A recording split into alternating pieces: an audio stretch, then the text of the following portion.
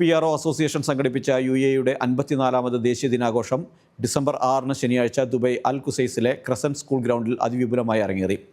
Regency Group chairman Shamsuddin bin Muhiyuddin ഉദ്ഘാടനം നിർവഹിച്ചു. ബഷീർ സയ്യിദ് സ്വാഗതം പറഞ്ഞ ചടങ്ങിൽ ഇർഷാദ് മടവൂർ അധ്യക്ഷത വഹിച്ചു. UAE ദേശീയ പതാകയുടെ മാതൃകയിൽ ആയിരക്കണക്കിന് വർണ്ണക്കുടകൾ കൂട്ടിച്ചേർത്ത് നിർമ്മിച്ച ഭീമാകാര പതാക മുഖ്യ ആകർഷണമായി. നാശു കോഴിക്കോട് നേതൃത്വത്തിലുള്ള സംഘം അവതരിപ്പിച്ച സംഗീത വിരുന്ന് ആഘോഷത്തിന് മാറ്റുകൂട്ടി. കുട്ടികളുടെ വിവിധ കലാപരിപാടികൾ, കോൽക്കളി, കളരിപ്പയറ്റ്, ഗിന്നസ് റെക്കോർഡ് ജേതാക്കളായ സിൻസിൻ ലേഡീസ് കലാവേദിയുടെ മുട്ടിപ്പാട്ട്, മറ്റു സാംസ്കാരിക പ്രകടനങ്ങൾ എന്നിവ എല്ലാം ചേർന്ന് ഒരു സാംസ്കാരിക മഹോത്സവമാക്കി മാറി.